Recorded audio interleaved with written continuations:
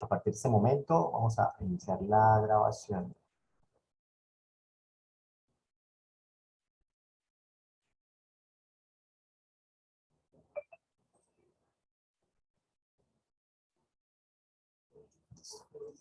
Bien, pues a partir de este momento damos inicio a una sesión más de Investigando Ando. Como ustedes saben, son espacios que desde la Dirección de Investigaciones tenemos establecidos para el fortalecimiento de las capacidades de la investigación a toda la comunidad educativa, en especial pues, a nuestros estudiantes e investigadores que bajo ese interés, digamos, de fortalecimiento de sus competencias, les permitimos estos espacios, no solo digamos que frente a intereses particulares en términos temáticos y metodológicos, sino que también se constituye un espacio para interactuar en torno, digamos, a dudas específicas o preguntas y evidentemente también que permita fortalecer redes a partir de, digamos, intereses en común.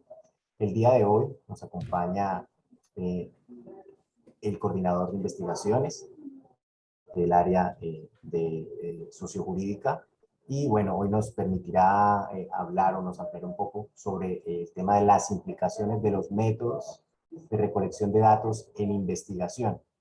Doctor Mario Guevara Mendoza, a partir de este momento, pues tiene usted la palabra y bueno, esperamos sea muy provechoso y como le comentaba en un inicio, este material también nos permitirá servir como un insumo formativo toda vez que se incluye desde nuestro canal de la Dirección de Investigaciones y podemos volver sobre él en caso de que sea requerido por algún docente desde sus dinámicas formativas o investigador. Doctor Mario, muchísimas gracias por su apoyo y tiene la palabra. Bueno, muchísimas gracias a todos por estar acá. Hoy vamos a hacer una charlita interactiva para poder entender esos conceptos a plenitud. La mayoría ya me conocen. Mi nombre es Mario Guevara. Soy el director del Centro de Investigaciones Sociojurídicas, que es la coordinación de investigaciones de la Facultad de Ciencias Jurídicas y Políticas de nuestra institución. Ya llevo en este cargo desde 2011 y vinculado a la institución desde 1998 como docente primero de comunicación social, fundador del laboratorio de cómputo especializado, fundador también de Vivir la UNAP con Adrianita Martínez, fundador también de un área que se llamaba Proyecto Web UNAP, que fue el proyecto que hizo la primera página web de la universidad, creador del primer curso virtual de nuestra institución también en esas épocas. Después me fui de vacaciones un ratico por el área de psicología, fui profesor y docente allá en psicología. También aquí con la doctora Andrea Carolina, también la estuve visitando un tiempito allá en UNAP Dual. Luego volví en el 2004 otra vez a Derecho, a la Facultad de Ciencias Jurídicas y Políticas. Y en el 2011, ante la muerte del doctor Laureano Gómez, que era el coordinador del Centro de Investigaciones desde su fundación, pues me dediqué aquí a la parte de investigación jurídica. Esa es mi trayectoria en la institución, que yo creo que ya la mayoría aquí me conoce. Pero para los que no me conocen, eso es lo que yo he hecho acá en la UNAP. Pues pasé por sistemas, pasé por psicología, pasé por UNAP Dual, y ahorita estoy en ciencias jurídicas y políticas. Bueno, el tema de hoy es una inquietud bastante grande entre los investigadores, entre los abogados, entre todas las personas que se encargan de realizar investigación y se les olvida una cosa muy importante. Esa cosa muy importante es que no solamente hay aspectos éticos, sino hay aspectos jurídicos muy relevantes en lo que es la investigación que cualquier persona puede hacer. No importa de qué campo sea, hay aspectos que son relativamente importantes cuando yo voy a abordar una investigación. Y sobre todo, en los métodos de investigación que utilicemos, o las técnicas de investigación más bien que utilicemos. No sé si se está viendo la pantalla o... ¿Sí?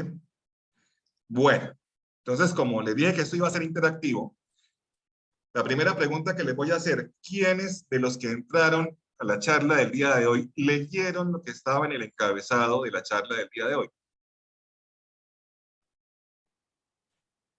O solamente llenaron el nombre, el apellido y ya, registrarme. Creo que ninguno lo leyó. Pues esta charla precisamente es sobre eso. Esto es lo que dice la última diapositiva. La metí precisamente como excusa, que es la autorización del tratamiento de datos personales. Sin esta autorización, esta charla no podría realizarse, ni por este medio, ni por ninguno. Así sea en una sala, de allá en nuestros salones, del D o del E, o de cualquier salón, sin esta autorización, lo que estamos haciendo hoy no podríamos realizar. Ni siquiera recoger la firma de asistencia de las personas que asisten. ¿Por qué razón? Porque es que resulta que la ley de habeas data nos colocó una cantidad de requisitos para poder registrar la información de las personas y un montón de requisitos para tratar la información de las personas. Entonces, si vamos a hacer una encuesta, una entrevista, vamos a hacer una recolección de bases de datos, cualquier cosa que vayamos a hacer tiene que tener sí o sí esta autorización que ustedes están viendo. Cuando entramos a esta charla, era el encabezado de esta charla. Por ahí debíamos haber empezado todos leyendo, porque si no hubiéramos leído eso, no deberíamos estar aquí. Así de sencillo, porque no podríamos tratar los datos personales que ustedes suministraron al ingreso de esta charla. Esa es la razón de ser. Entonces, como se dan cuenta, en la vida cotidiana esto se nos volvió algo demasiado importante y algo demasiado peligroso para las instituciones. Cualquier institución que recoja datos personales, que no maneje este tipo de autorizaciones, se ve involucrada en sanciones ante la Superintendencia de Industria y Comercio de unas magnitudes que nadie sospecha. Y cuando yo hablo de las magnitudes que nadie sospecha, la Superintendencia de Industria y Comercio coloca multas de acuerdo a los ingresos brutos de la institución. Entonces puede decir el 20% de los ingresos brutos de la institución es su sanción por haber violado datos personales. Pues estamos hablando de la Universidad Autónoma de Bucaramanga, que puede tener ingresos brutos al año de 20.000 millones. Y estamos hablando que esos 20.000 millones, 4.000 millones podría ser la multa, solo por no hacer esto. Esa es la magnitud del daño que se causa cuando no se autoriza la participación en un evento en el cual requiere tratamiento de datos. Todos los gerentes de las empresas, todas las personas que manejan bases de datos, le tienen miedo solamente a una palabra en Colombia, SIC. No le tienen miedo a los jueces, no le tienen miedo a las tutelas, no le tienen miedo a los procesos, ni a que las denuncias penales, que eso no llega nunca a nada, etcétera, etcétera. Pero la SIC sí es el coco de todas las empresas, por lo menos en Colombia. Entonces, como les digo, por aquí debíamos haber empezado. Otra de las cosas, ya para arrancar nuestra charla en sí, que tenemos que tener en cuenta es que las bases de datos son todo. Y cuando yo hablo de las bases de datos son todo, van a encontrarse que ustedes tienen un peligro en sus manos, un peligro andando en sus manos, y se llama el teléfono celular. La ley de protección de datos nos obliga a que todos los teléfonos celulares que tengan una base de datos como es nuestra lista de contactos, con los teléfonos de las personas que están ahí, se encuentre bajo mecanismos de seguridad lo suficientemente fuertes como para que ninguna persona los pueda sacar fácilmente, a riesgo de sufrir nosotros también la misma sanción por un indebido tratamiento de nuestras bases de datos sin las medidas de seguridad adecuadas. Viendo esto desde ese punto de vista, hasta para entregar el teléfono de otra persona, cuando nosotros le decimos, ay, ¿cuál es el correo de Andrea Carolina Silva? Y yo se lo doy a otra persona, ya estoy violando en ese momento la ley de protección de datos. Porque para que yo pueda dar el dato de Andrea Carolina Silva, tengo que haberle pedido permiso a ella, autorización, y ojalá por escrito, para que yo pueda entregar su teléfono a otra persona. Por eso es que nos hemos vuelto tan estrictos acá en la universidad con el manejo de las hojas de vida de los estudiantes, los teléfonos de los estudiantes, los teléfonos de los profesores, porque no cualquier persona puede dar esa autorización. Adicional a eso, si ustedes se acuerdan, desde hace unos 6 o 7 años, firmamos una cartita. ¿Sí se acuerdan que todos firmamos una cartita donde nos comprometíamos todos a no revelar ningún dato de la Universidad Autónoma de Bucaramanga, a riesgo de que si la universidad llega a ser sancionada por esa conducta nuestra, ella pueda repetir en contra nuestra? Entonces, la sanción de 4.000 millones no es solamente para la UNAP, sino para el funcionario que cometió la torpeza de entregar ese dato. Entonces, si ustedes se acuerdan, todos firmamos esa cartita. Una cartita donde decimos que nosotros asumimos la responsabilidad en caso que por una torpeza nuestra o un descuido nuestro se conozca información que le ocasione un perjuicio a la institución. Ahora sí vamos a ver los conceptos desde el punto de vista jurídico. Esas definiciones que tenemos nosotros para entender esta charla, y una cosita, me pueden interrumpir en cualquier momento, me pueden preguntar en cualquier momento para que no se pierda lo que tengan en la cabeza y podamos discutirlo. Entonces, no se preocupen, en cualquier momento simplemente me dicen, Mario, una pregunta, o levanta la mano, no la veo porque estoy presentando. Pero en cualquier momento me interrumpen y paramos. No sé.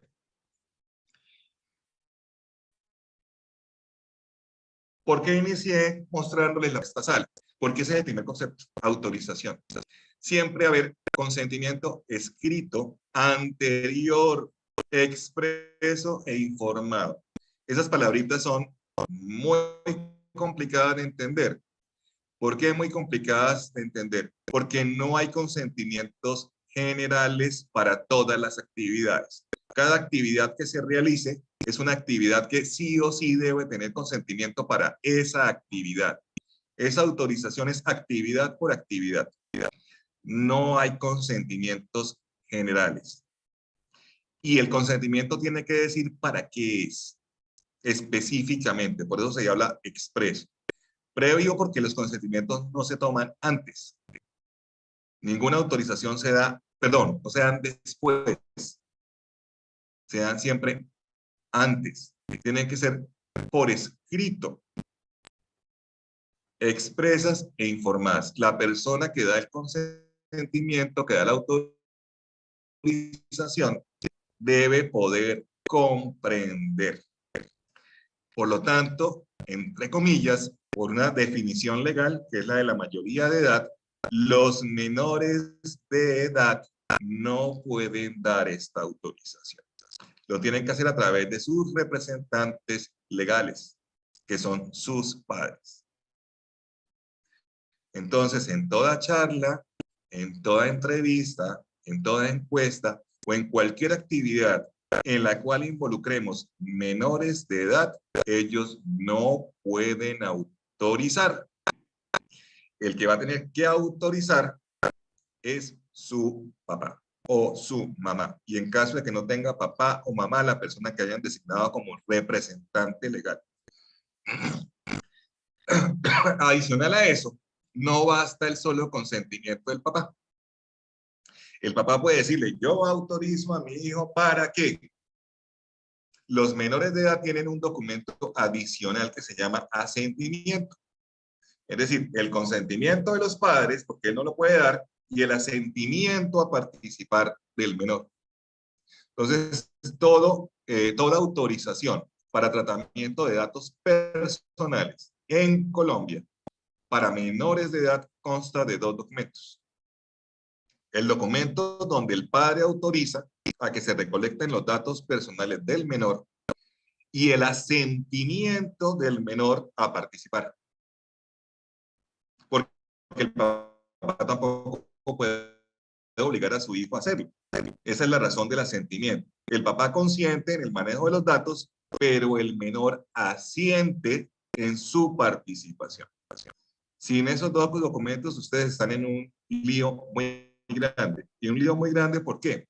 Porque hay doble protección para los datos de los menores de edad. No solamente está la protección de la ley, sino también la protección del interés superior del niño. Entonces tenemos doble protección, doble peligro para el que no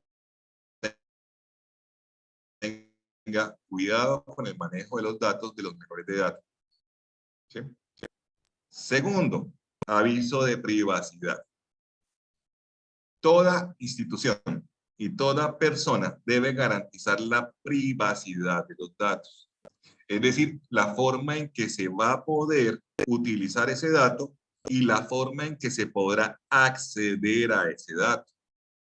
Es decir, la finalidad del dato personal. Si yo doy autorización para una cosa, mi dato no puede ser utilizada para una cosa diferente a esa. Y yo tengo que garantizar la privacidad de ese dato. ¿Qué significa eso? Que ese dato no podrá ser conocido por personas no autorizadas para conocerlo. Y la autorización proviene del dueño del dato personal, el dueño del nombre, el dueño del número de la cédula, el dueño del teléfono. Esa autorización no la puede dar una persona diferente. Porque esa persona me haya dado a mí una autorización, eso no me faculta a mí a dar autorizaciones a nombre de ella. Entonces se me complica un poquito más porque yo tengo que garantizar que la información que me dio esa persona, ninguna otra pueda conocer. Y este es el momento en que yo le digo que un teléfono celular, donde yo tengo el teléfono de Andrea Carolina Silva, se me vuelve un peligro si Andrea Carolina Silva no me ha dado autorización para que su teléfono no lo conozca nadie más. Porque me llegan a robar ese teléfono y ese teléfono está desbloqueado y pueden encontrar el teléfono de Andrea Carolina Silva, ella me puede demandar a mí por indebido tratamiento de datos personales. Porque yo no garanticé manejar ese dato personal bajo una cláusula de privacidad o tener mi teléfono bloqueado para que ese dato no pudiera ser conocido. Y aquí no nos vamos a meter con que lo ideal sería tenerle una contraseña, un bloqueo, encriptar el dato. O sea, no me voy a ir hasta ese punto. Pero sí garantizar de que por lo menos está protegido bajo una contraseña. Es decir, el mínimo cuidado que debería tener para garantizar la privacidad de ese dato. Para que una persona común y corriente no pueda acceder a él. Ya hackers y todas esas cosas, pues no son personas comunes y corrientes. Y ya están cometiendo un delito cuando están desencriptando la información que está dentro de ese teléfono. Ya eso es un asunto diferente. Para nuestra definición, la base de datos es el conjunto organizado de datos personales que son objeto de tratamiento, es decir, los datos que a mí me entregan. ¿Sí? Esos datos personales también pueden estar en cabeza cuando una persona fallece de sus herederos. ¿Sí? Los datos personales, las bases de datos, pueden estar hasta en una libreta de teléfonos por escrito. ¿Sí? Es decir, no solamente son tecnológicas, la base de datos es cualquier recolección de información. Cualquiera. Por escrito, en esta charla que estamos dando, si yo quisiera en este momentico decir, ¿sabe qué? Dejen de grabar porque no quiero que mi charla sea grabada inmediatamente a continuación de ese evento, todo esto se vuelve ilegal porque la grabación ya no se puede hacer y debe ser borrada hasta donde llegó porque ya yo no autoricé. El dato puede ser revocado en cualquier momento a solicitud del titular. Por eso tenemos que garantizar un teléfono donde esa persona pueda llamar y decirle, ¿sabe qué? Solicito que mi nombre y mi teléfono sea revocado de sus bases de datos, sea retirado de sus bases de datos, y con eso se entiende revocado el permiso y la autorización. Por lo cual me impide a mí seguir utilizando ese dato. Así de sencillo. Y aquí ya con investigación para que entiendan una cosita de revocar un dato a posteriori, perdón, una autorización a posteriori. En una tesis de pregrado de nuestra facultad, una estudiante cita un caso que ocurre en Argentina. Y ese estudiante hace la citación del caso y coloca el nombre de la persona que fue implicada en ese caso. Eso estaba muy bien en ese momento, el señor no podía decirnos nada en ese momento porque era una realidad. Pero resulta que el Tribunal Supremo de Argentina revoca la sentencia y dice que el señor es inocente. Ya inmediatamente el dato de su nombre en la tesis de pregrado se vuelve un problema para nosotros. Porque el señor, independientemente que haya ocurrido eso, el decir que él violó una regla en la obstetricia en la cual le causó dolores innecesarios a su paciente, porque fue condenado en ese momento por violencia obstétrica, ya era un dato que le causa daño a su buen nombre, porque fue declarado inocente en la última instancia. ¿Qué ocurre? El señor nos envía un correo electrónico a la universidad y nos dice, quiero que retiren ese trabajo de grado del repositorio, porque ese trabajo de grado le causa daño a mi nombre. Y nos tocó borrarlo, sacarlo. Porque el titular del nombre es el señor. Ah, que fue la estudiante. Nada. La que garantiza el tratamiento de datos personales es la UNAP. Por lo tanto, simplemente revoca el permiso de acceso a ese documento para que nadie más lo pueda ver. Eso es una revocatoria posterior del uso de un dato personal. Entonces puede ocurrir por muchos motivos. Se cansó el señor que lo estén llamando a decirle que hay diplomado en la UNAP de tal cosa y no quiere que lo vuelva a llamar la UNAP. Llama, revoca su permiso y no lo podemos volver a llamar. Nunca más. ¿Sí? Ah, que el señor me dio autorización para participar en la entrevista en mi investigación. El señor le mandó una cartita al investigador principal y le dijo, ¿sabe qué? Ya yo no quiero. Inmediatamente usted queda inhabilitado e imposibilitado para utilizar la información de esa entrevista.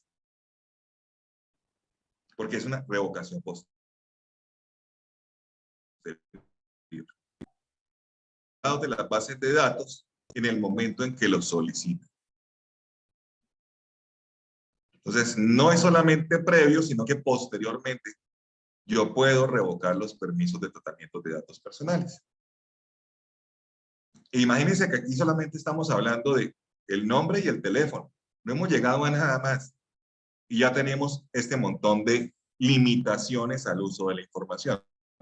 Porque el ejemplo que estamos dando es el nombre y el teléfono de una persona, que es lo que generalmente está en nuestros teléfonos.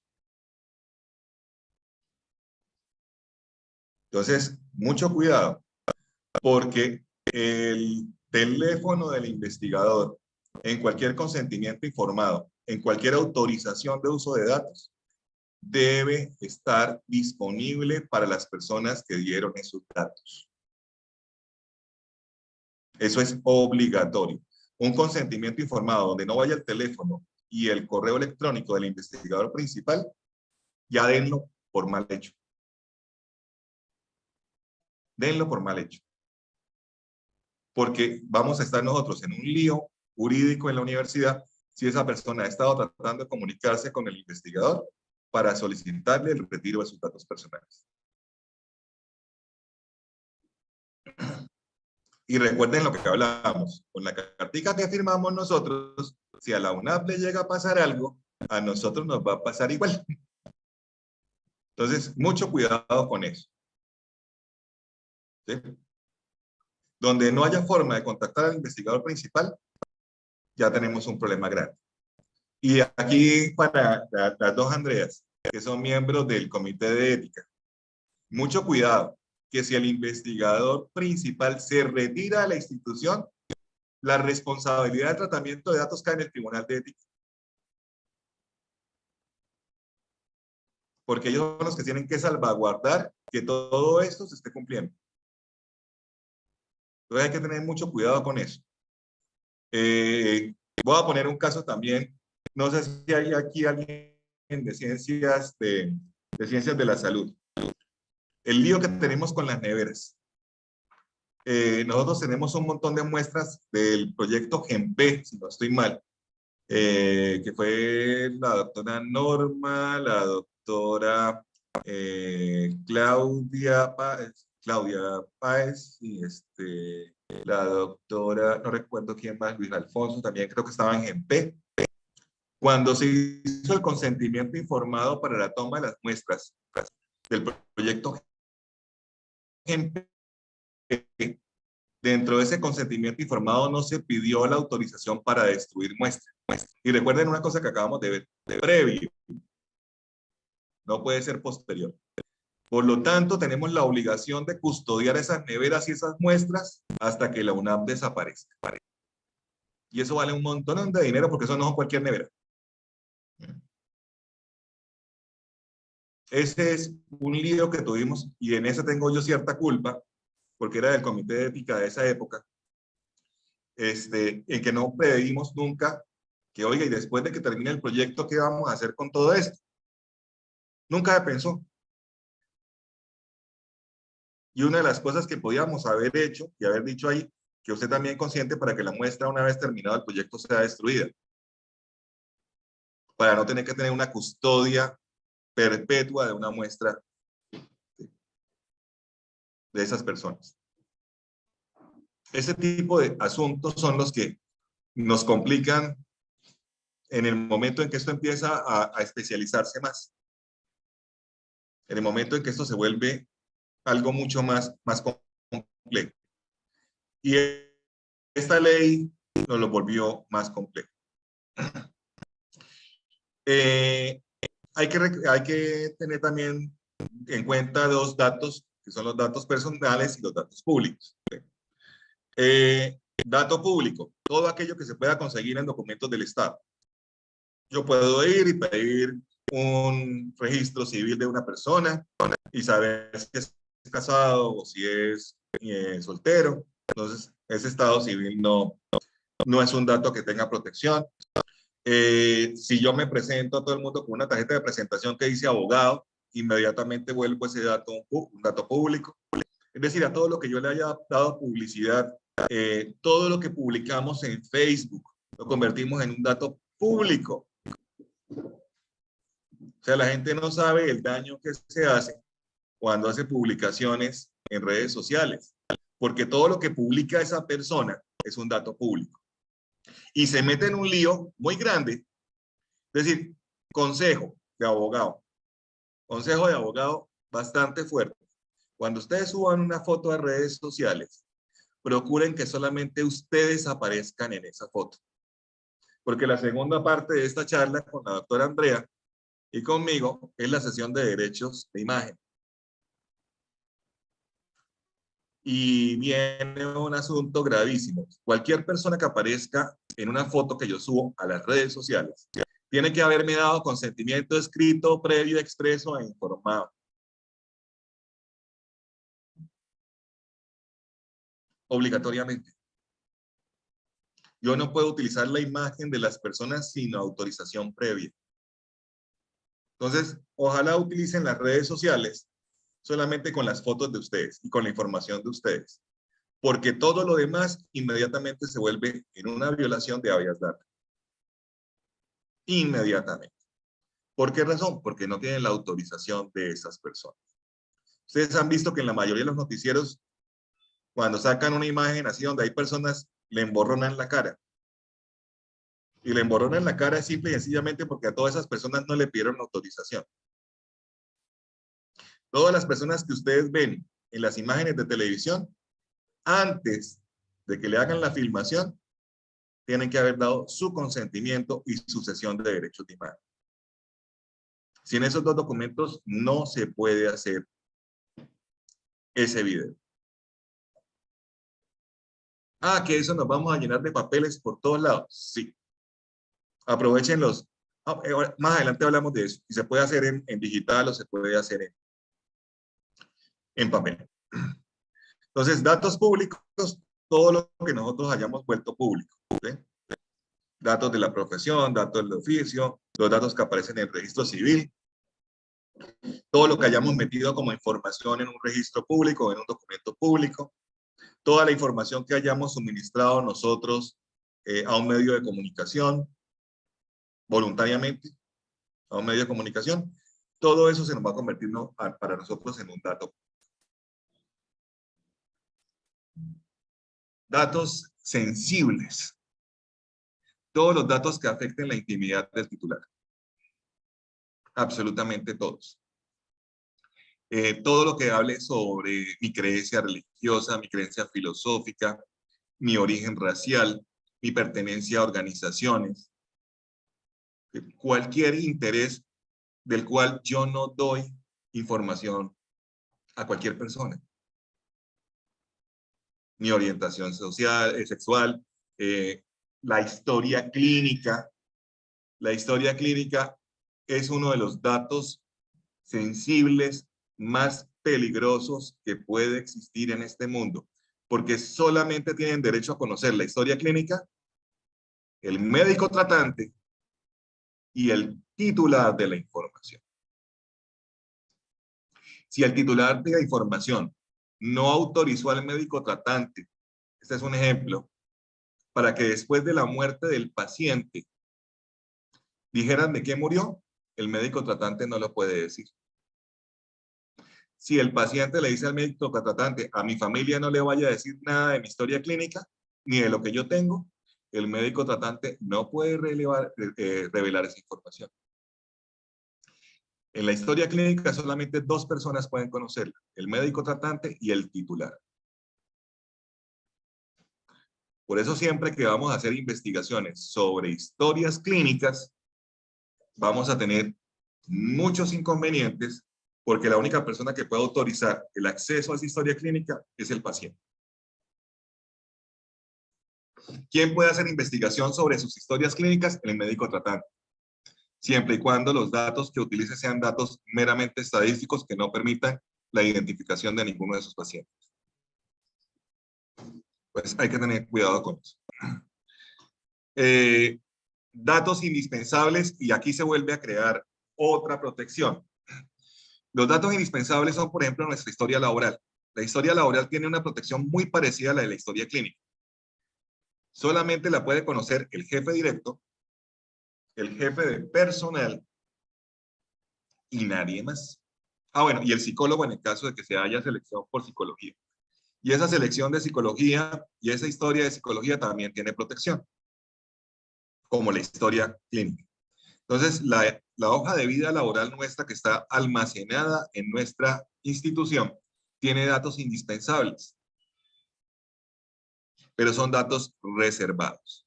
Es decir, no puede la institución revelarlos a cualquier persona. Lo ideal es que toda historia laboral, en la parte final de su historia laboral, diga, si no soy seleccionado para este cargo, solicito que se destruya. Entonces, ocurren dos casos. Una en la que se llama a la persona para que la venga a recoger y otra en la que se le ha pedido autorización para la destrucción de la información. Porque ese es un dato indispensable, se convierte en dato sensible una vez no se crea la relación laboral entre la empresa y el titular. Encargado del tratamiento, todas las personas que recibimos datos. Nos convertimos en personas que vamos a darle tratamiento de datos porque recibimos un dato personal. Entonces, todos los que recibamos información de otra persona, nos volvemos encargados de tratamiento de datos. ¿Alguna pregunta hasta el momento?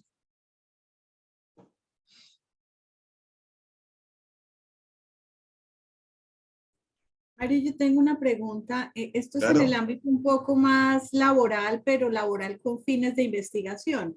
Cuando un colega nos dice, oye, ¿me puedes pasar el WhatsApp del director del grupo de investigación tal para socializarle una convocatoria que identifiqué y que me parece que es buenísima pues para su área de conocimiento?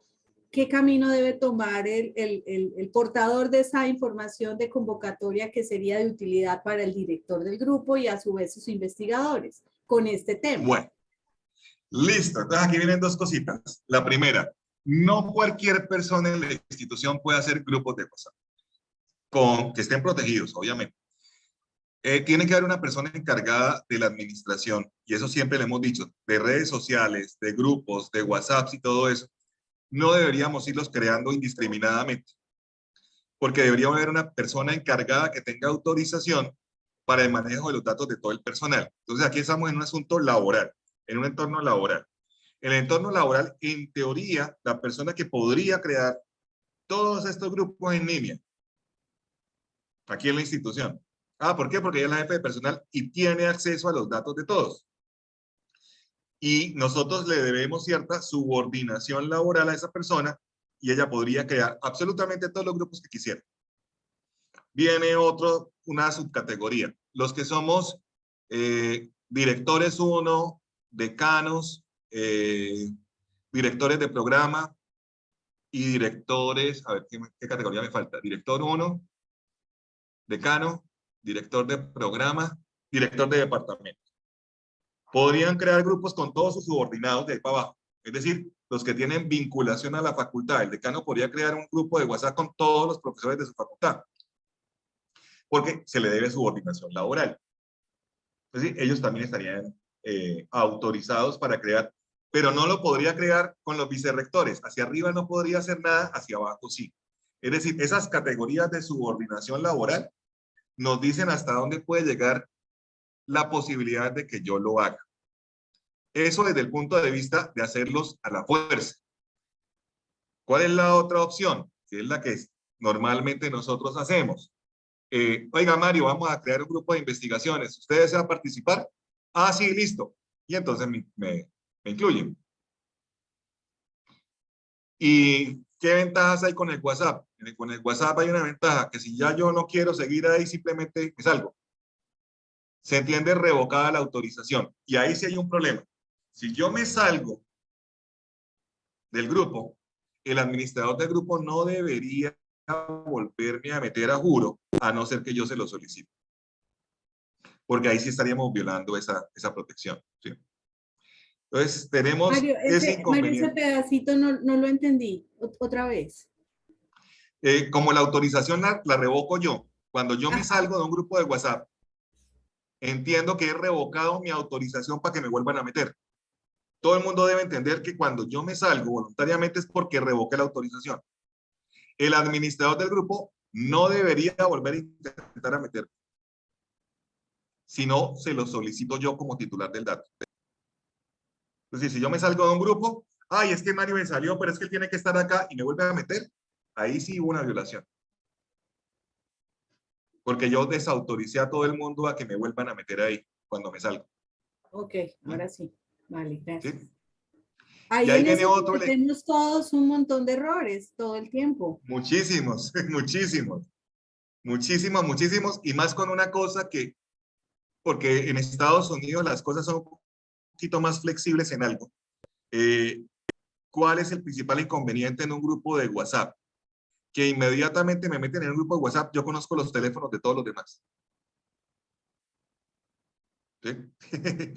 Ese es el inconveniente, por ejemplo, del WhatsApp, que el administrador no puede bloquear el acceso a la información personal de los otros. Entonces, por eso debería ser algo voluntario. Mario, ¿usted quiere participar? Andrea, ¿usted quiere participar? Jorge, ¿usted quiere participar? María Piedad quiere participar. Ah, sí. Y entonces se incluyen. Porque eso tiene un inconveniente laboral mucho más grande, Andrea, que es perdón, Carolina, para no confundirla con la otra Andrea, Carolina, que eso habíamos quedado. Tenemos un inconveniente muy grande. Antes de las 8 de la mañana y después de las 6 de la tarde, por ley de protección laboral, no se deben mandar mensajes en esos grupos. Ya yo se los he dicho 2 veces. Es decir, ni sábados después de las 12 del día, ni domingos, ni festivos, ni después de las 6 de la tarde, ni antes de las 8 de la mañana, en un grupo que está conformado por empleados de una institución, debe haber ningún tipo de mensaje institucional. Eso tiene también protección. Y esa protección es la protección que se llama Ley de Desconexión Laboral. Entonces, las personas que administran estos grupos tienen que estar muy pendientes de que no le ocurran esas violaciones de derechos laborales a las personas que están en los grupos laborales. ¿Quiénes estamos excluidos? Porque hay exclusiones. Todo personal administrativo. Es decir, decanos no pueden decirle al rector, ¿usted por qué me está escribiendo a las 11 de la noche? Porque son los que conocen laboralmente como puestos de confianza. Entonces, los puestos de confianza y los puestos que tienen que tomar decisiones, o sea, toda la parte administrativa funcional de una institución no está protegida por la ley de desconexión laboral. Porque son necesarios. O sea, oiga, pasó algo gravísimo en la facultad y necesitamos resolver esto esta misma noche. Como no pasa en acreditación, trabajamos hasta las 3 de la mañana, sin problema. ¿Sí? Pero eso no se lo puedo yo predicar a una persona que está bajo mi subordinación, que no tiene un cargo de administración de confianza.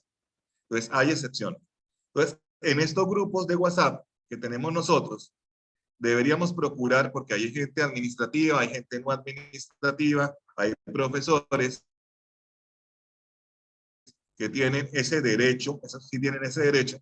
No deberíamos meter mensajes ni antes de las 8, ni después de las 6, ni sábados por la tarde, ni domingos, ni festivos, si son institucionales, a riesgo de que eso se convierta en horas laborales, cosas de esas. Hay que tener mucho cuidado. ¿Sí? Pero lo más importante ahí es que la persona tiene derecho a retirarse cuando quiera y no se debería manejar, si lo queremos manejar adecuadamente, sin permiso de la persona, sin haberle solicitado el permiso para incluir. Porque son muy contadas las personas en la institución que los pueden crear de por sí. ¿Sí? Porque tienen acceso a toda la información. Y tienen el derecho a manejar esa información. Nosotros no. Entonces, es un derecho fundamental, es decir, es un derecho constitucional consagrado en la Constitución, ¿sí? Ratificado por una sentencia de tutela. Para nosotros en derecho las sentencias de tutela se convierten en precedentes y este precedente nos convierte el habeas data en un derecho fundamental, por lo tanto es un derecho que se puede solicitar su protección a través de la tutela. Entonces cualquier tutela que nos metan por protección de un dato personal, nos toca cumplirla. Es muy probable que la perdamos. No hay tutela de habeas data que no se gane, que no se pierda como institución, porque simplemente una persona me dice, oiga, yo pedí que retiraran mi teléfono y me sigan llamando. No necesita hacer más nada. ¿Y cómo lo prueba? Mire, yo le mandé un correo electrónico el día 12 de junio y recibí una llamada el 15 de junio de la UNAM. No hay forma de que la UNAM se salve. Porque solicitaron el retiro del dato y la universidad volvió a llamar. Entonces se pierde. Es muy fácil probar la violación de datos personales y es un derecho fundamental. ¿Sí? Entonces, cuando hablamos de derechos fundamentales en derecho, lo que decimos es un derecho que puede ser solicitado a través de tutela. Entonces, tenemos que tener en cuenta que es un derecho fundamental el habeas data. Entonces, no es solamente una norma y una ley y un artículo, es un derecho fundamental.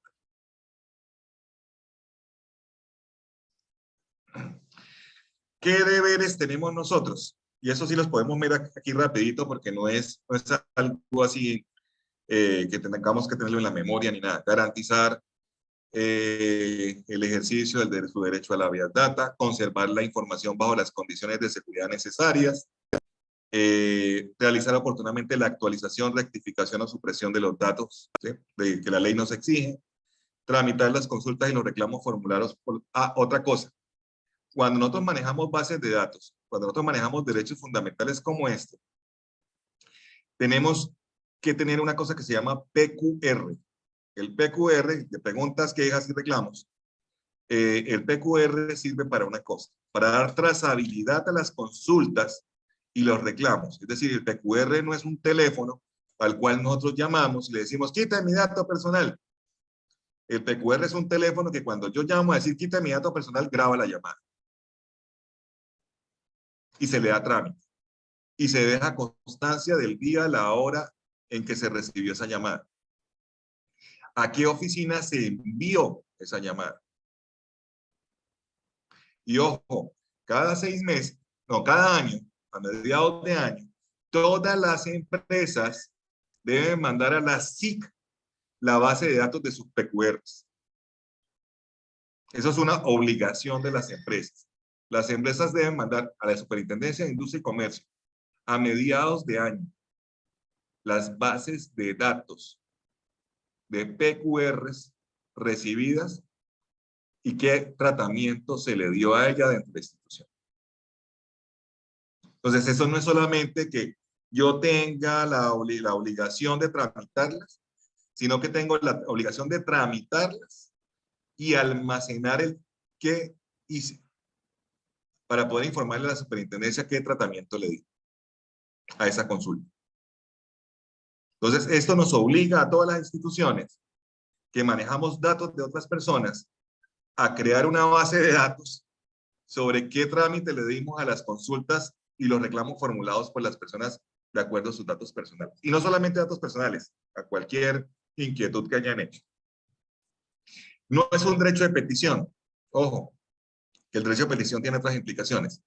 Pero sí el sitio en donde se tramita esto, generalmente en las empresas que yo asesoro, esto lo tramita se llama control de gestión y calidad.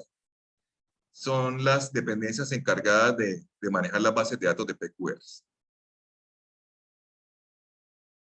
¿Preguntas? ¿Ninguna todavía? Si ustedes se dan cuenta, en nuestros correos electrónicos dicen que nosotros tenemos un manual interno y políticas de datos personales, bla, bla, bla, bla, bla, bla, bla, bla. Si usted quiere conocer más a fondo cuáles son nuestras políticas de tratamiento de datos y el manejo de los datos, dé clic aquí. O tampoco lo han leído. Allá al final de los correos electrónicos, cuando nos dicen que creemos la firma, allá en el fondo dice, si usted quiere conocer más de nuestro manual de tratamiento y políticas y todo esto, dé clic acá. Es obligación que toda empresa tenga públicas sus políticas de tratamiento de datos personales. En cuánto tiempo se le va a dar respuesta, cuánto se demora la rectificación de un dato, en cuánto tiempo se retira un dato, etcétera, etcétera, etcétera. Obviamente no podrán ser superiores a los que la ley da. En pocas palabras, ninguna solución a ningún reclamo o alguna consulta debe pasar de 15 días hábiles. El manual puede decir 3, puede decir 4, puede decir 7, puede decir 15, hasta ahí. No puede pasar de 15 días hábiles.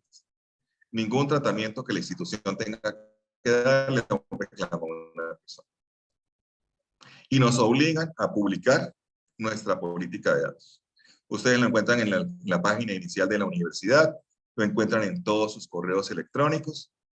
Al final de la firma, todos los correos electrónicos institucionales tienen que tener sí o sí esta dirección, este redireccionamiento al manual y política de datos personales de la institución.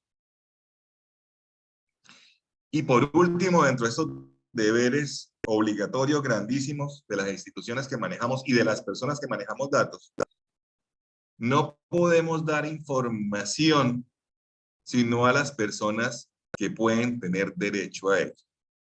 Primer caso, si aquí viene un papá y nos dice, a mi hijo, ¿cómo le fue en el semestre? Nosotros le vamos a preguntar a ese papá, usted, oiga, ¿su hijo cuántos años tiene? Ah, no, mi hijo tiene 18. No le podemos decir nada. Ah, si su hijo tiene menos de 18, sí, porque el responsable del dato es su representante legal, que es su padre. ¿Sí? Pero cuando cumple 18 años de edad, ya ese niño no pertenece a su papá no lo representa. Ya es un mayor de edad, es un adulto y es el titular de sus datos. Por lo tanto, en ese momento, con mucha pena tenemos que decir, ¿quiénes nos metimos en un lío hace como 2 años, grandísimo? Tenemos que decirle, oiga, qué pena con usted, pero no le podemos decir.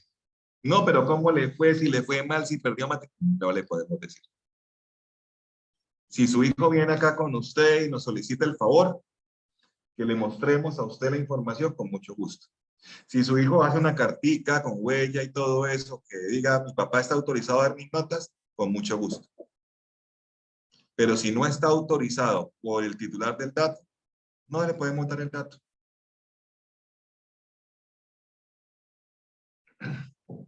¿Qué datos sí le podemos dar? ¿Cuánto vale la matrícula?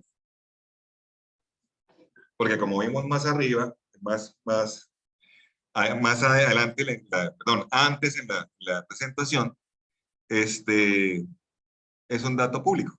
¿Por qué es un dato público? Porque aparece en la página web de la universidad, el semestre vale tanto.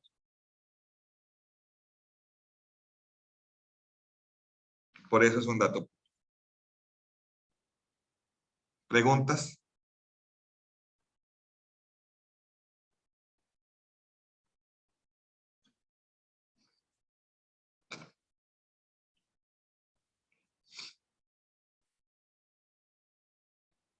¿Ninguna hasta el momento? No veo tampoco preguntas en el chat, no. No. También pueden dejarlas consignadas allí, claro que sí. Sí, no veo a nadie más. Aquí en el chat no.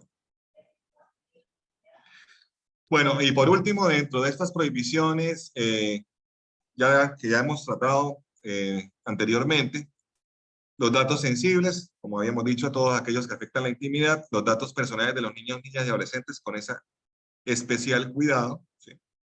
Que tenemos que tener sobre esos datos tienen doble protección para evitar que se cometan abusos en su contra. Y en algunos casos la ley permite algunas excepciones. Primera excepción, cuando se haya autorizado de forma explícita, casos para urgencias médicas, toda autoridad judicial tiene la obligación de dar, tiene la obligación de darle los datos. Es decir, ante un juez no podemos nosotros negar, es que eso es un dato sensible. No.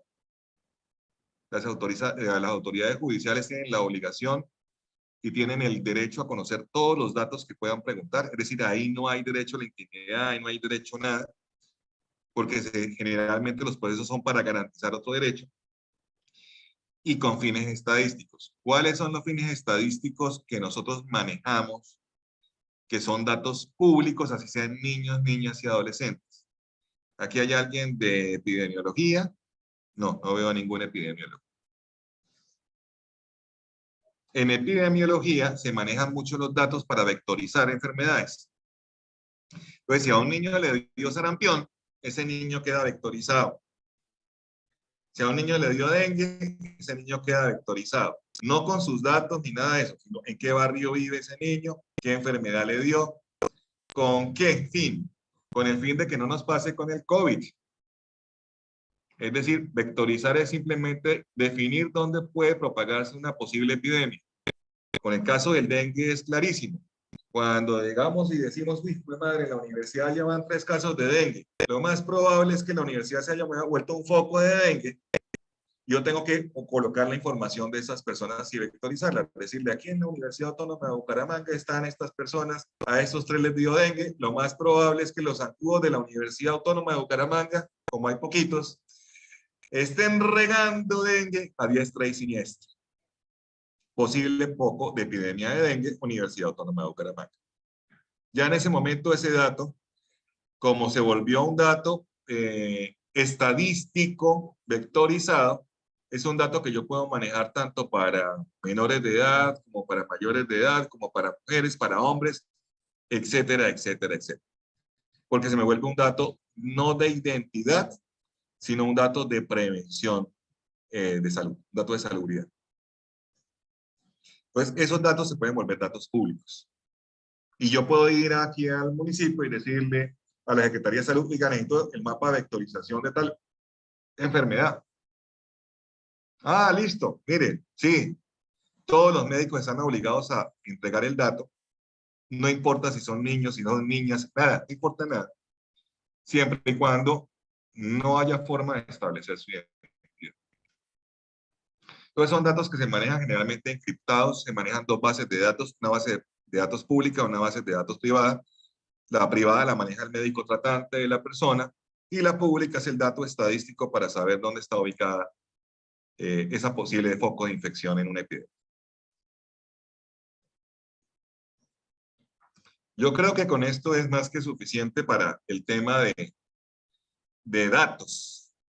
Entonces, no sé si pasamos en un Antes de momentito. pasar a esa pregunta, al otro tema, quisiera hacer una pregunta que nos formuló un Claro. investigador en una sesión presencial de Investigando Ando sobre el tema de ahora se me fue la palabra, la disociación de los datos, ¿no? Entonces, que cuando él disociaba los datos para efectivamente garantizar la información sensible y demás, ¿qué tipo de documento o compromiso él como investigador debía suscribir para garantizar que se iba a mantener la confidencialidad de esos datos que él conocía quién era el sujeto 1, 2, 3, 4, 5, porque pues obviamente hay un momento en el cual él sí realmente interactúa con Mario Guevara, luego disocia el dato y Mario Guevara deja de ser Mario y pasa a ser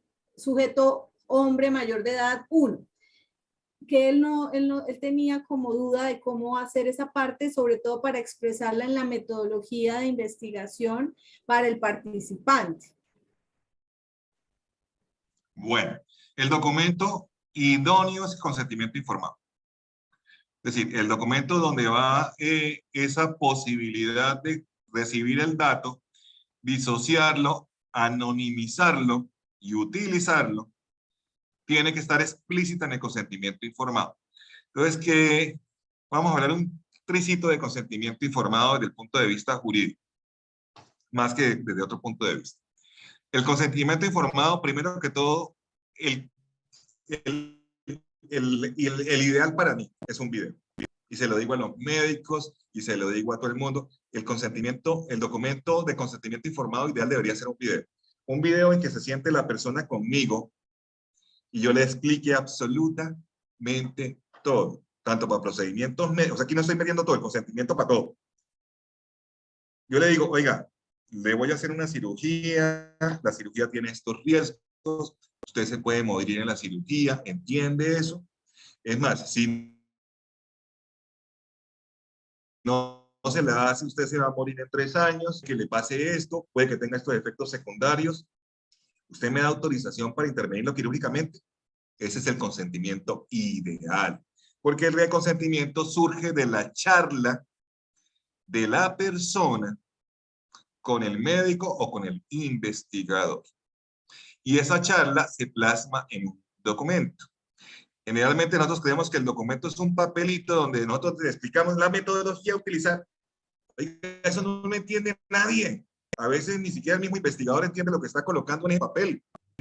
El consentimiento informado es que la persona que vaya a participar en algo sepa en qué va a participar y si está de acuerdo o no en participar. ¿Sí? ¿Qué es lo que utilizamos nosotros? Pues el soporte en papel, pero el papel es un soporte de la información que fue entregada y recibida. El papel no es el verdadero consentimiento informado. Tenemos que sacarnos eso de la cabeza. El consentimiento informado es esa charla que tuvo una persona con otra donde le dijo, sí, quiero participar, sí, quiero ser operado. Y eso se plasma en un documento. Entonces yo siempre le he dicho a todo el mundo, ¿cuál es el mejor consentimiento? El que se hace en video, donde se ve a la persona con otra, charlando, entendiendo y preguntando. Y de donde se le aclaran las dudas. Ese sería el ideal, pero eso no es posible. O sea, no habrían gigabytes suficientes para manejar todos los consentimientos informados. ¿Sí? Ese es para mí el consentimiento ideal como abogado. Entonces, si a mí me sacan un consentimiento informado en un video, digo, la prueba reina. ¡Ay, qué delicia! ¿Sí? Pero generalmente eso lo plasmamos en un papel. Y ahí es donde se le dice a la persona, bueno, entonces yo le voy a tomar fotos, pero porque yo voy a hacer una investigación sobre, vamos a poner un tema queloide. ¿Sí? Entonces, vamos a ver la cicatrización queloide, yo le voy a tomar fotos, voy a tratar de que no salga su cara, nunca, no voy a decir quién es usted, le pido la autorización para utilizar su sexo, su edad, el momento en que le pasó por qué le pasó la cicatriz y en el momento en que le pasó. ¿Está de acuerdo? Y si la persona le dice que sí, son los únicos datos que yo voy a poder utilizar. Entonces mira que ese consentimiento tiene que ser muy especial, porque él me va a decir, yo le doy todo, usted sabe quién soy yo, todos esos datos los tiene, pero cuando usted vaya a utilizar mis datos le doy autorización para estos. Ningún otro. Usted no me saca ningún otro. Porque estos son los que permiten que yo me sienta tranquilo con la información que usted va a utilizar. Entonces, si usted dice, estoy de acuerdo con la edad, estoy de acuerdo con el sexo y estoy de acuerdo con la fecha en la que me ocurrió la cicatriz, esos son los 3 datos que el investigador va a utilizar. Ningún otro. Entonces, en ese documento tiene que decirse, ¿cómo los voy a almacenar? Si una vez que los utilice su dato, voy a destruir la información. Y si no voy a destruir la información, ¿dónde la voy a almacenar? Y bajo qué condiciones de seguridad la voy a almacenar para que nadie la conozca. O sea, son consentimientos muy, muy, muy estrictos. Cuando yo voy a conocer todos los datos y apenas tengo autorización para utilizar poquitos de esos datos, para poder garantizar el anonimato. Entonces, tiene que ser explícito. Y los datos que yo utilice son los que me dio. Si yo llego a utilizar un datito más, pues digo, bueno, él me dijo que el sexo, no hay problema, la edad, no hay problema, cuando le pasó la cicatriz, Dios mío, pero es que necesito saber también la ciudad. Y lo meto, ya violé datos. Ah, pero es que con eso no lo pueden identificar. No, señor, qué pena. Es que a usted no le dieron autorización para utilizar la ciudad. A usted le dijeron que estos 4. ¿Sí? Entonces, eso requiere un desarrollo metodológico del proyecto de investigación muy serio. Entonces, ¿qué es lo que yo desarrollo primero para poder llevar a un consentimiento informado? La metodología de mi proyecto de investigación. Entonces, cuando yo desarrollo la metodología, desarrollo los instrumentos de mi proyecto de investigación. Y ese instrumento, como mínimo, debe tener un piloto para saber que esos son los datos que necesito y que después no me quede diciendo yo, ay, pero es que me faltaba también, ¿será que lo puedo utilizar? No, no lo puedo utilizar.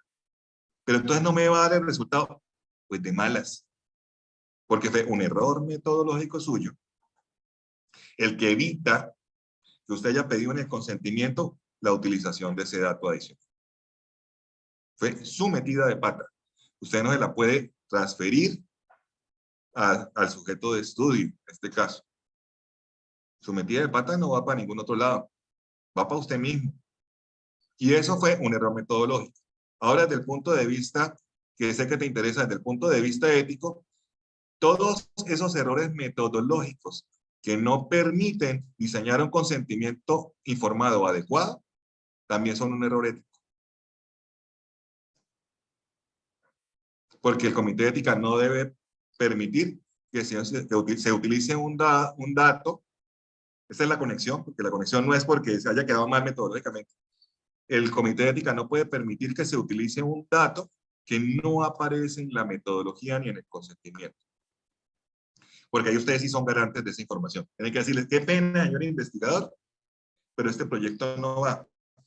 No, pero es que si arreglo y si busco el consentimiento, qué pena. Me tiene que presentar otro anteproyecto. ¿Por qué razón? Por lo que acabamos de ver, la autorización debe ser previa, no posterior. Ya después de que usted lo trajo aquí al comité de ética, cualquier autorización que pida es posterior a su proyecto de investigación. Por lo tanto, vuelva a empezar, vuelva a diseñarlo, vuelva a hacer el instrumento de recolección de datos y vuelva a hacer el consentimiento informado y busque a sus sujetos de estudio para que le den ese nuevo consentimiento informado. Porque ese error metodológico no le va a permitir utilizar el dato. Y si usted no utiliza el dato, nunca va a llegar a un resultado. ¿Qué es lo que impide el comité? Impide es que se vaya a recolectar un dato que ya no se puede recolectar porque no estaba ni en el diseño ni en el consentimiento. Y no quiero ponerle más pereques, porque uno de los pereques que yo diría que habría que poner en todo proyecto de investigación, pero desde el punto de vista jurídico, no en el punto de vista de metodología, no en el ético, ni nada de eso, es que cuando yo vaya a hacer un proyecto de investigación con personas y vaya a recolectar datos de esas personas, ya debería tener la base de datos de las personas. Y ya les voy a decir la razón, la base de datos de las personas que van a participar por una simple y sencilla razón.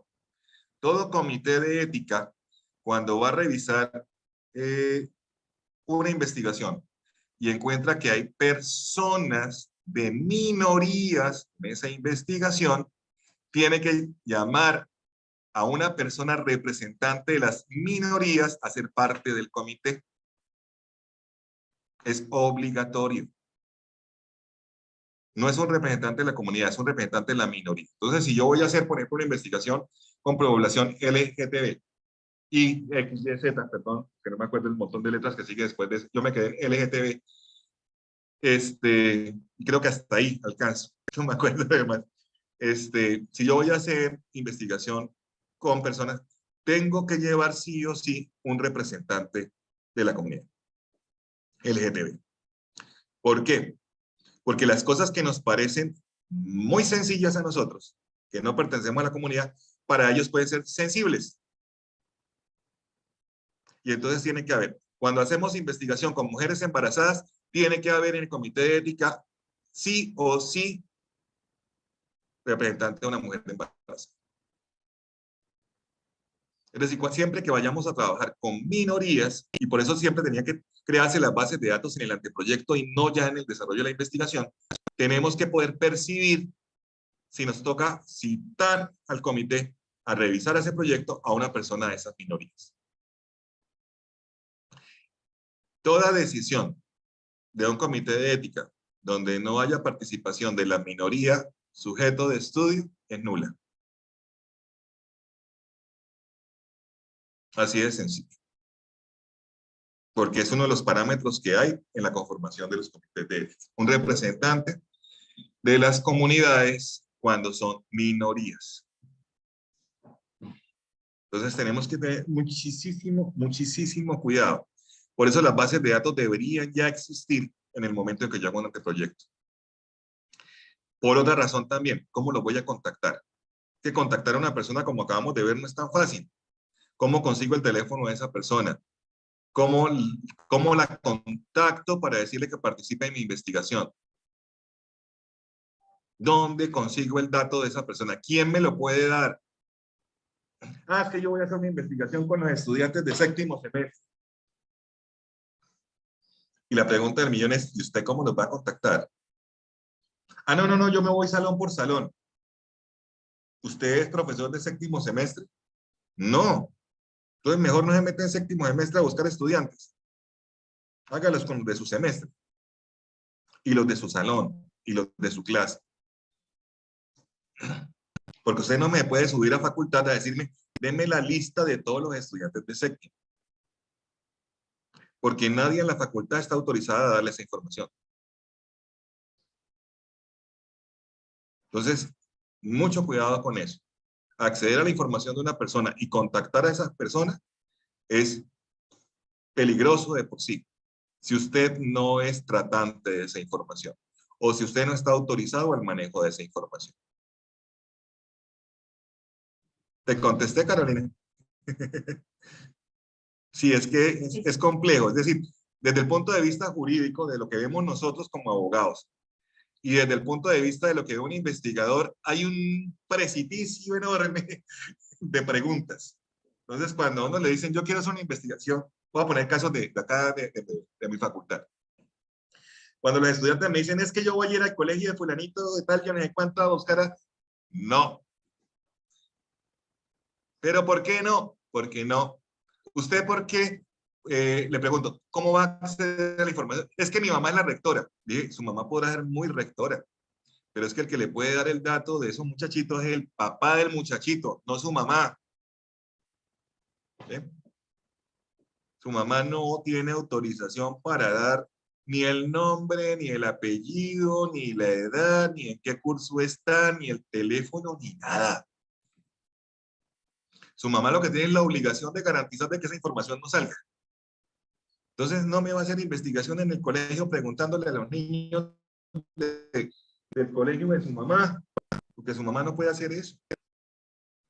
Ah, ¿cuál podría funcionar? Si usted es la psicóloga de un colegio y tiene contacto con los muchachitos y tiene contacto con los padres de familia, ahí sí puede tener usted la posibilidad de hablar con los padres y permitirle el uso de sus datos personales para contactarlos y poderlos hacer partícipes de una investigación. ¿Por qué razón? Porque la psicóloga del colegio sí tiene acceso a esa información. ¿Cuál es el inconveniente que tiene? Tiene que pedirle permiso al colegio donde ella trabaja para poder hacer la investigación. Y eso es lo que conocemos como convenios interinstitucionales. Entonces, el convenio en el cual el colegio le permite al investigador hacer la investigación. ¿Y por qué ese investigador sí puede hacer investigación con los niños? Porque tiene acceso a los niños como función y como su trabajo. Y puede manejar esa información. Y tiene contacto con los padres. Y puede conseguir los permisos. Entonces, ese caso sí es una investigación en un colegio. Pero no es porque mi mamá es la rectora o porque mi tía es profesora, no. Porque a raíz de su función dentro de esa institución, sí puede hacer la investigación. Miren que eso de datos personales tiene aristas por donde las quieran coger. Por donde quieran coger ustedes, el asunto de los datos personales tiene aristas. No es sencillo. Hay que preguntar mucho. Cuando yo voy a hacer una investigación donde hay personas. Y ojo que, y más grave, porque no quiero enredarlos más, y daría para otra charla, que ya veo que el tiempo nos está corriendo mucho. No quiero enredarlos más, no solamente con las personas, con los animales, con la fauna, con la flora, con recursos naturales. O sea, todo tiene protección, todo tiene un manejo. Entonces, yo, y para eso está el Centro de Investigaciones, y esto es un centro de una dependencia que está abierta a todos los investigadores de todas las facultades. Cuando tengan dudas, péguense un paseíto aquí por la casa 26 del Jardín, donde está el Centro de Investigaciones, y con mucho gusto revisamos punto por punto lo que usted quiere hacer antes de que se metan a un paseo. Entonces, vuelvo y repito, en mi caso personal, yo les digo a los estudiantes, miren, ustedes lo que están aquí es en un proceso de formación para la investigación. Nosotros les vamos a dar todas las herramientas para que usted aprenda a investigar. Pero le pido el favor que si usted se quiere graduar de esta universidad y quiere terminar su monografía de grado y algún día tener su título de abogado, no se meta con proyectos que tengan que pasar por comité de ética, no se meta con proyectos que tengan que pedir consentimientos informados, no se me meta con esos proyectos. Más bien hacemos un ejercicio de derecho puro, que es lo que hacemos acá en el centro, en el cual vamos a analizar jurisprudencia, vamos a analizar doctrinas, vamos a analizar teorías, filosofía del derecho, todas esas investigaciones que no involucran a los seres humanos.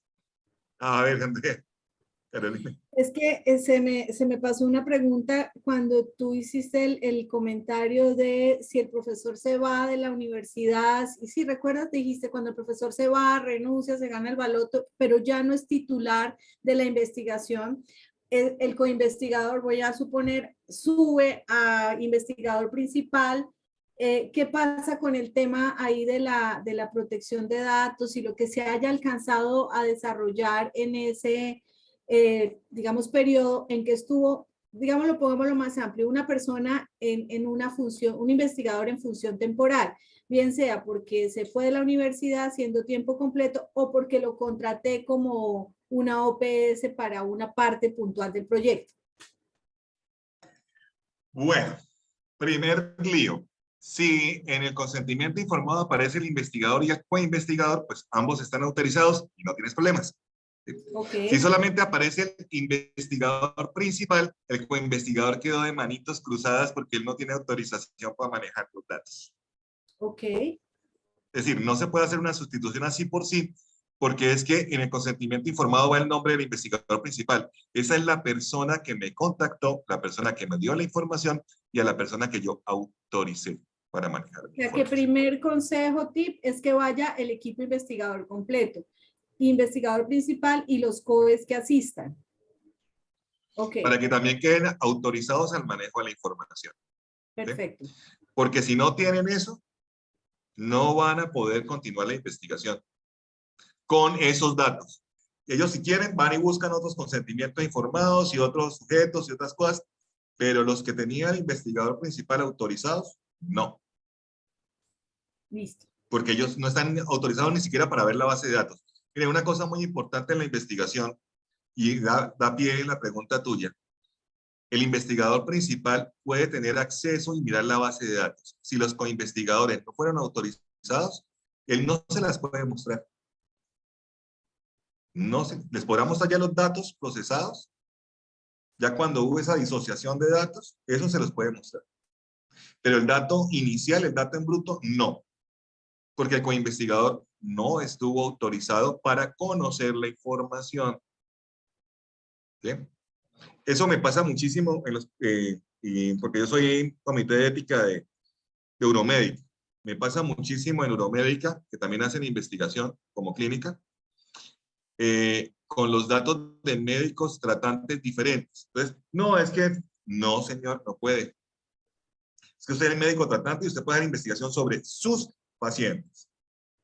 Si usted necesita información de otro médico, así sea su compañero y trabaje aquí en el cubículo de al lado, le entrega el dato procesado, no le puede entregar el dato bruto, porque usted no tiene derecho ni autorización para ver la historia clínica de los pacientes del otro médico. Entonces, ni siquiera usted tiene como médico la autorización de ver la historia clínica del otro. Pero sí tiene derecho, si quiere, participar de esa forma, a que le entregue el dato bruto. Ah, ¿cuántos pacientes con tal cosa? Bueno, tantos. ¿Qué tratamiento se les hizo? ¿Fue con láser o con cirugía? Con láser, con cirugía. Ese dato sí se lo puede dar el otro médico, porque ya es un dato tratado, anonimizado. Pero este médico no puede decir, oiga, muéstrame la historia clínica de sus pacientes para ver cuáles me sirven. No, ni siquiera a ese nivel. Ni siquiera a ese nivel se puede hacer. Porque ese médico tendría que pedirle autorización a su paciente para decirle, le voy a mostrar su historia clínica a otro médico. Si no se la ha pedido, no se la puede dar. ¿Sí? Hay que tener eso. Eso para ese caso específico. Si se le dio permiso al investigador y al coinvestigador, podrán manejarlo toda la información. Si solamente se le dio permiso al investigador principal, el coinvestigador no tiene acceso a la información. No la puede utilizar. Eso es algo muy importante. Y tercero, que es el caso más grave del mundo, que son los casos de los investigadores que no se van si no los vamos. Chao, chao de la institución, no lo queremos volver a ver por acá. Esos datos sí quedan en cabeza de ustedes. Entonces tienen que hacer el investigador, me hace el favor y me entrega todas sus bases de datos. ¿Sí? Me entrega todos los resultados de su investigación hasta el momento. Que tengan la posibilidad, que tengan la necesidad de ser preservados. Y eso se me ocurre una cosita, es que me acaba de hacer pensar desde lo jurídico, no desde lo de, no de investigación ni nada. Deberíamos meter dentro de los consentimientos informados, y menos mal está aquí también Andrea Carolina Rivera, que metamos una línea que en caso de que la investigación termine o el investigador principal no continúe, usted autoriza a que la Universidad Autónoma de Bucaramanga destruya sus datos. ¿Sí me entiendes? ¿Para qué, Andrea? Para no tener que tener un almacenaje de datos sin saber qué hacemos con esa papa caliente y en dónde los metemos, y quién lo guarda, de quién. Sería meter una línea, ya es así una línea institucional en todos los consentimientos informados, que nos permita la destrucción de la información en caso de que la investigación no continúe, o que el investigador principal no continúe con la investigación, o que el investigador se retire.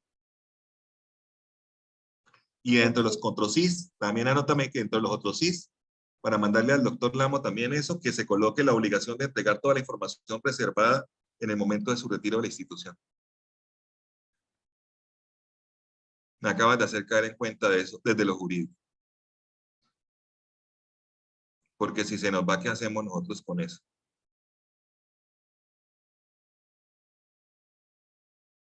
Son dos cositas. En el contrato laboral, en el contrato, en el otro sí de investigación, y en el consentimiento informado, que se nos permita a uno la entrega obligatoria de esa información y a otro la destrucción de sus datos, para no tener que tener papeles en cajas fuertes. ¿Alguna otra pregunta? No, está perfecto. Vamos a mirar en el chat si hay alguien que ha dejado alguna pregunta. No.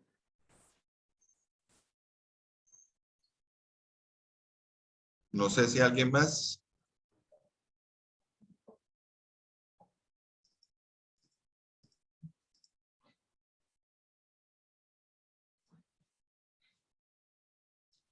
Yo creo que vamos a tener que dejarlo de sesión de derechos de imagen para otra charla, que es también largo. Ok. Y eso fue mucha información, sí. Sí, estoy de acuerdo, pero digamos que a manera de síntesis, me ratifica si estoy en lo correcto. Estas dos charlas van juntas porque la cara, la voz, son parte de la información personal de los sujetos y en ese orden de ideas siempre van de la mano las dos autorizaciones. Sí, señora. Es que lo que pasa es que los de sistemas y los que manejan computadores lo tienen más claro que nosotros a veces. Datos, los datos son todo. Datos es una imagen, datos es la voz, datos es un papel, cualquier cosa que permita que a mí me identifique es un dato para estos efectos de esta charla. Es decir, cualquier cosa que permita mi identificación se convierte en un dato. Todo lo que pueda ser reproducido es un dato. Y todo eso, vamos a llevarlo ya al punto que comprendemos, todo eso también es un documento. Sea un video, sea una grabación, sea un chat de WhatsApp, sea cualquier cosa, también es un documento. Es decir, el documento engloba todo esto. Entonces ellos, y los documentos están conformados por datos. Valor digital sin intermediarios, no pasando por bancos, ni notarios, ni casas de cambio, que se pudiera hacer directamente. Y es algo interesante porque para eso logran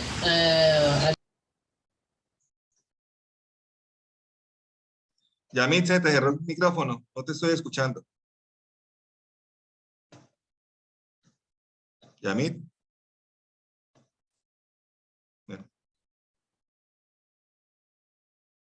Bueno, volviendo. Si se te dañó Entonces, el sí, sonido, puedes escribirla por el chat y la leemos. Entonces, todo es un dato, todo es un documento. Es decir, todo lo que quede una raya sobre una piedra es un documento. O sea, todo eso son documentos. Si están hechos con el fin de transmitir información, son documentos. No me importa el soporte. El soporte no me importa. No me importa si es video, si es audio, si es lo que sea. Es un documento. Y por lo tanto, cae dentro de la protección de datos. Pero en el caso de los videos, en el caso de los audios y en ese tipo de cosas, yo sí puedo disponer de ciertas formas, que son los famosos contratos de cesión de derechos de imagen. Entonces, por esos documentos siempre van a estar juntos, porque es un dato mío, propio, personal, pero es un dato del que yo puedo disponer libremente porque tiene efecto patrimonial. Entonces, yo si hago un comercial de televisión, pues me van a pagar por ese comercial. Entonces, yo cedo mis derechos para que otra empresa pueda utilizarlos, para que se pueda enriquecer con mi imagen, etcétera, etcétera. ¿Sí? Por eso están juntos, porque es un dato, es un documento, pero ese documento sí le puedo yo extraer un beneficio patrimonial. Entonces me decían a veces, pero es que si yo, por ejemplo, tomo fotos de niños en un colegio para una investigación, pues yo no me voy a enriquecer. Dios mío, estamos en la Universidad Autónoma de Bucaramanga. Los registros calificados dependen de los proyectos de investigación. Los programas dependen de los proyectos de investigación. Es decir, claro que nos enriquecemos. Ese datico de que se hizo una investigación en ciencias jurídicas o en ciencias de la salud. Ese datito se lo metemos en el documento de registro calificado y ese datico nos da punticos y nos dicen el programa fue acreditado. Claro que nos estamos haciendo ricos con las foticos de los niños en esa investigación. Es decir, estamos generando una carga patrimonial. Lo que pasa es que en cierta forma es intangible porque no la vemos directamente. Pero cada matrícula que nos pagan a nosotros en derecho es una matrícula que proviene de esas 5, 6, 7 investigaciones que sirvieron de soporte para que el programa fuera acreditado. Entonces, sí le estamos teniendo efecto patrimonial. Así el investigador no cobre 500,000 pesos por las fotos de los niños. Sí, o sea, todo esto se monetiza de una forma u otra.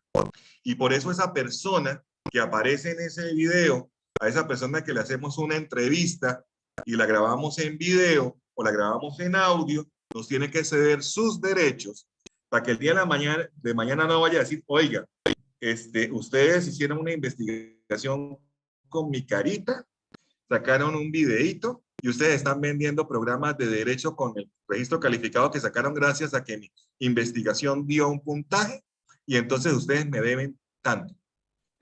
Que puede que no llegue nunca a pagarle la plata o le paguen 500,000 o 1,000,000, pero se nos convierte en un riesgo jurídico para la institución, que es lo que nosotros prevenimos. El riesgo jurídico es que una persona diga, utilizaron mi imagen sin permiso, venga para acá una app y me responde. Entonces, primero que todo, ese consentimiento y segundo, esa cesión de derechos para que patrimonialmente después no nos venga a reclamar plata por algo que él cedió voluntariamente. Esa es la razón de ese documento específico de cesión de derechos. No, y así como ese hay miles más. Está el de exoneración, está bueno, montones de documentos más.